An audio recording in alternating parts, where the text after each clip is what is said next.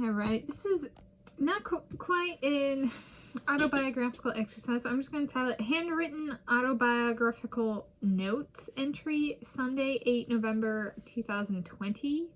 I filmed this at 1 June 2024, so I'm filming this on Saturday, 1 June 2024. But the notes, I'm going to, my handwritten autobiographical notes that was I wrote on Sunday, 8 November 2020 in this particular notebook of mine, and this one I actually dedicated to notes, and it's mostly autobiography and biography notes. Started January 2020. Initially it was going to be a reading log, and then I took off in a different direction, but I did get the second part right. It was reading log in notes starting January 2020 by Tanis Coralee Leonhardi. And so if we go, some of them are longer, some of them are physical, like drawings. So some of them are like more graphical in nature. This one particular entry, all right, so it goes from January 2021 to like through the end. The last entry is from December 2021. And so here we go. Where is it? Where is it? This one is list form, and this was meant to be so it's a focus on my observations of myself in regards to how my body shows weight loss and weight gain. For the writing exercise, I assigned myself a limit to one side of a blank piece of paper, and it was also a get it done today. Write down everything, spend the day, remember everything that I can, and write it down. So here's the page. And so that's the introduction. I'm Tanis Coralee Leonhardi, she, her, hers, Seattle. And here we go. It's my one-page handwritten autobiography notes I wrote Sunday, 8 November 2020. So my autobiography notes, Sunday, 8 November 2020. My weighty, in parentheses, weight loss / weighty, in parentheses, weight gain indicators, colon, and then that's underlined. And then here is each thing. Maybe I'll do like this for like, instead of bullet points, I did small little solid filled arrows that I drew. So for each of, if I go like this is a different entry. And so cheeks pressing against bottom rim of glasses when I smile. Outer side leg muscle tone / indentation. Butt, lower definition. Cellulite on back of upper legs. Cellulite on lower legs, shins and calves. Spine disc protrusion. Indents on lower back. Abs definition both center and sides of stomach. Collarbone definition. Circumference of wrist. Spacing between thighs, if any. Veins on arms extending to forearms and shoulders. Bicep and tricep definition from in front and from back with hands on waist. Definition of veins and bones in / on my hands.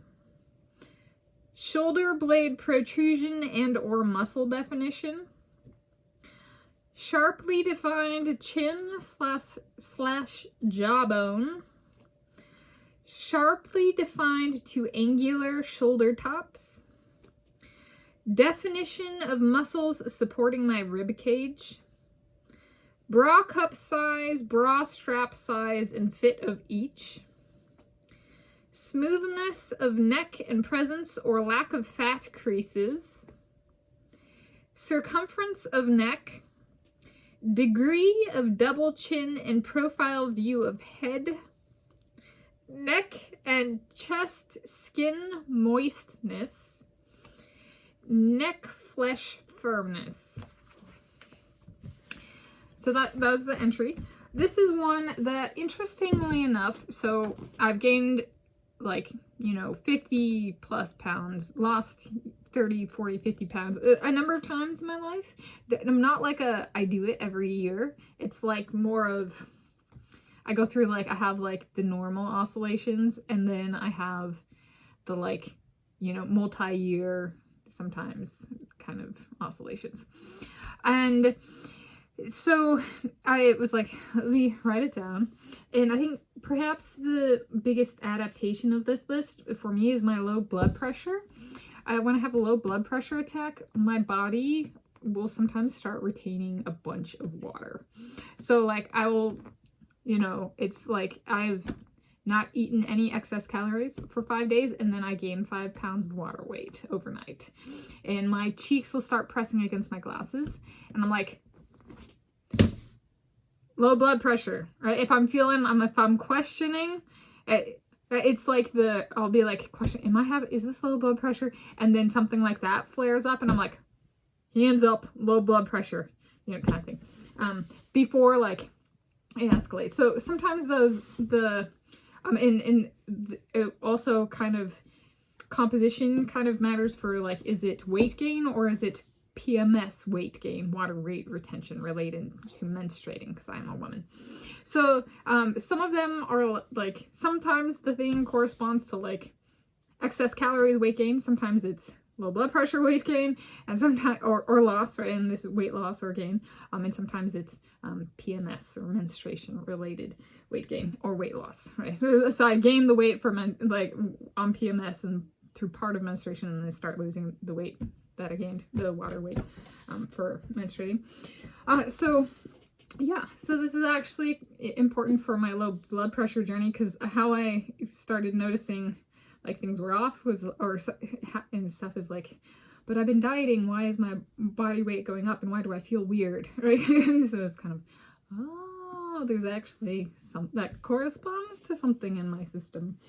And then I guess extrapolating this, if my tracking of my health and stuff like that ever was, breaking news, or me and my boyfriend Josh Kerr were going through the same thing and we worked through it, and there's maybe a us breakthrough or something like that, and we were covered, I was like, what kind of news would we follow? And I was like, if we ever got covered in the news, like us, my boyfriend Josh Kerr and I, so I'm thinking of moving in with him, maybe we follow the Washington State Department of Fish and Wildlife.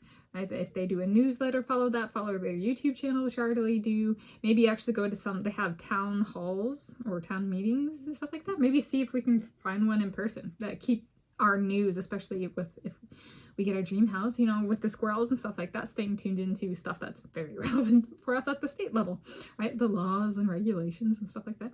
And then maybe find a Scotland publication we can follow. He is a naturalized United States of America citizen.